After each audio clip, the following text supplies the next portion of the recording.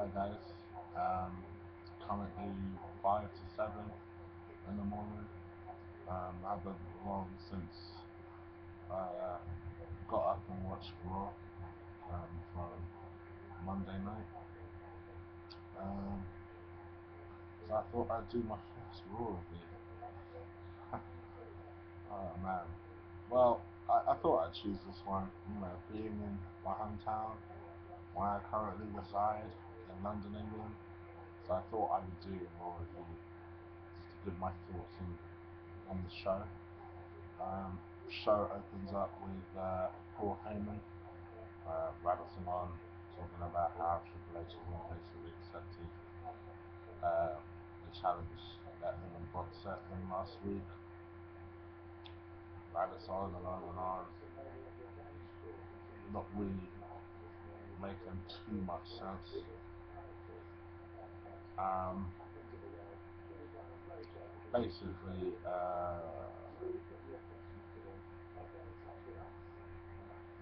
basically, what happens is after a little while, Triple H comes out. It takes an age to get to the ring. I don't know. You know when the motherfuckers look is not doing some sort of 20-minute promo, he will take all the camera time he missed. It felt like ages in coming down to the ring. Eventually came into the ring, pedigreed Heyman and accepted the challenge. So it looks like we're gonna get Triple H Brock 3 at Extreme Rules. Whatever. Um, I can't really see. I'm not used to doing Raw reviews, so because it's a 3-hour show, to start remembering things like the order of things, I'm not going to do. So I'm just going to pick out things that I remember from the show. A couple of decent segments with Daniel Bryan and Kane. Them talking about strategy for the match with the Shield. Um, we saw some interaction between them. I think those two are always pretty good. Um, they clearly work very well together. There was some discussion on YouTube recently about whether Daniel Bryan and Kane were a very good misfit team, or just a very good team these days. And they're a very good team. They're not like my favorite misfit team ever was probably Goldust and Booker T, and I think these two surpass them. I don't think it's necessarily the same type of thing. They're not a dysfunctional team anymore, though they try and present it that way. They're not. They clearly work very well together, and they're a good team. So the interaction between those two was very good, um, very funny. And then Shield came in, or what you assume is the Shield. You never really have it actually confirmed, but they attack him in the room, leave him laying, and that's ahead of their 3-on-3 matchup with the Undertaker, Daniel Bryan, Kane versus the Shield. So they try and take him out. Um, Had some dumb fucking segments with kind of Dolph Ziggler and Big E and AJ. It's like, alright, whatever. Um, I'm trying to think. Little, little kind of teasers and segments between Mick Foley. They interviewed Mick Foley talking about how, talk about Ryback in general and how man is incapable of blaming himself for something, and he must find a reason to. Seems like they've kind of made Mick Foley to be the conscience of the WWE. Um, and every time there seems to be a problem, or whenever they seem to want to get somebody to talk to somebody, it seems to be Mick Foley or Roddy Piper, which I find kind of interesting. Um, Not interesting in a particularly good way. Um, but alright, whatever. I'll roll with it. Um, yeah, so as a result, you kind of had a backstage segment with Mick Foley and Cena, and they were talking about how just talking about like you know being careful and taking a chair out and shit like that. No, I won't really listen. I can't. These days, when John Cena is WWE champion, I tune out. I tune out. It's gonna be some sort of hokey cokey shit that I can't get on board with, so I just don't pay attention. Um, I'm probably missing quite a few things. I'm intentionally staying away from the Sandow, Cody Rhodes, uh, Sweet Tea, and Brodus Clay bit, because I still find any of those two matches entertaining. Um, the Divas match I didn't particularly find entertaining. I'm pretty sure I'm alone in this.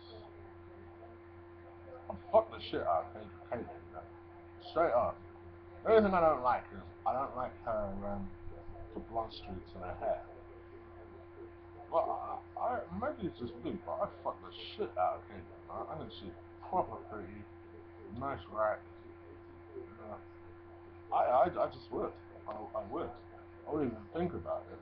I don't think I've ever heard anybody else say it on Raw reviews. I just think people just in general don't give a shit about the Divas division. But I would fuck the shit out of him. I really would. Fuck the shit out of them. I fuck the shit out of the Funkadactyls. I beat one of the fellas. Like, when I say beat, by the way, I mean fuck. I fucked one of the fellas. The other one not so much. I know that makes no sense on the face of it, but one of them is a lot nicer than the other. I can't remember which one is which.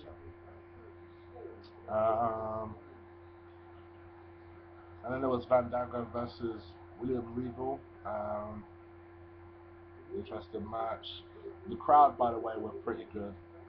They weren't amazing. I don't even necessarily think it was the best UK crowd I've particularly heard, but they were pretty. They were more active than last week.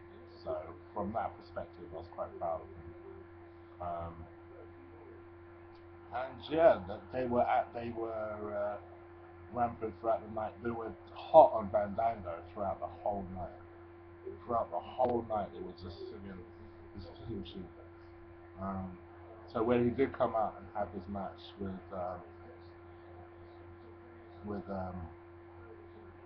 William Regal, it was obviously they were hot for both competitors. Regal being a UK guy and Bandago being over at the moment. They were hot for. I thought it was a pretty cool segment at the end with uh, Jericho dancing with this blonde. What happened to the brunette though? Brunette was kind of nice as well. But yeah, dancing with the blonde guy. Yeah, that was a nice little touch. That rivalry is slowly selling me a little bit on that feud. It's slowly getting me. Slowly. I still don't think he deserves a WrestleMania spot. Never mind a win over. Never. Sorry, I don't think he deserved a WrestleMania spot over Jericho or a WrestleMania win. But yeah, it was. It, it's slowly getting me. Slowly. Yeah, slowly starting to get me. Oh, by the way, Jericho and Dolph Ziggler had a good match. Probably the match of the night. That went on about 10 minutes or so. Um, I actually don't remember who the fuck won, but I'm pretty. Oh, I think it was Ziggler because Van Dago's music again playing distracted Jericho, and I think Ziggler picked up the win, but I can't confirm that. It's too early in the morning, guys. Sorry. Should have really done this review later. Um, and then the last segment happened. And I've been saying this recently particularly throughout my recent videos that I uploaded yesterday um, about um, about Ryback and the problem with Ryback. And I think it was ridiculous to turn Ryback heel. Why could you not just keep him as a tween? Why couldn't you just make him a tweener? Why did you have to heel him? Because he doesn't work as a heel. I think he works as a face that doesn't say shit, or a tweener that doesn't say shit. To make him this babbling heel, and the guy has no fucking mic skills. Every time he gets on the mic, if you notice, he looks like he's reading a script that he cannot wait to finish reading. Or he looks like he's trying to remember lines that he wants to just get out there. Like there's no timing, there's no spaces in between his words. And every now and again, it's like he'll catch himself. So he'll stress a word or he'll shout a word to make him sound dramatic. There's no mic skills whatsoever. Um, and for that reason, if you're going to heal him out, you may as well give him a manager. Give him Paul Heyman or somebody to manage him, or Ric Flair or somebody, because he has no mic skills whatsoever. If you're going to heal him out, which I think is a terrible idea, but you've started to do it now, if you're going to heal him out, give him a manager, give him a mouthpiece, because he cannot. I can't. I hate watching this. See, these days for me, my tactic is I don't watch Raw live, so I use my Sky Digital box to record it, and then just fast forward shit that I don't like. So I watch Raw in about 45 minutes today. So it's kind of ridiculous that I am doing a Raw review, but I just had to fast forward so much of his talking. I couldn't tell you what he was talking about. I just had to fast forward it. I just find, when he talks, I find it so painful that I have to fast forward it. I'm sorry, right, baby. I can't listen to you. So I fast forwarded it, but essentially you got a little confrontation between him and Mick Foley. They're going back and forth. You see kind of awkward. You see kind of laugh put together at the very last minute.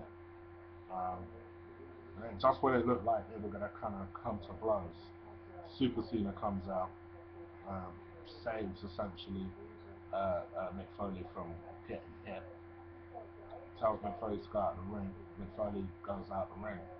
Then them two are in the ring. It looks like they're about to come to blows, and then Shield's music hits. Cena backs up, gets out the ring at first. Lets Ryback gets beat down a little bit. Then Cena comes back in the ring, beats off the Shield with a chair, comes back into the ring, F you to Ryback in the middle of the ring, stands over him and does his little Super Cena pose. It basically was a segment to showcase Super Cena. That's basically what happened. Um, I don't know. I don't know. I don't know. I don't know. It feels like 2010, doesn't it? That's what it feels like. It feels like we are set for a boring era of John Cena. And this is why I said in my previous videos, if you go back and look, that we could accept a Cena reign if it was done differently. It's not being done differently. You are going the right way about making me turn off wrestling this year. You motherfuckers, you WWE motherfuckers are going the right way to making me turn off wrestling this year. Anyway, like, subscribe this video, comment down below, and I'll catch you guys soon. Peace.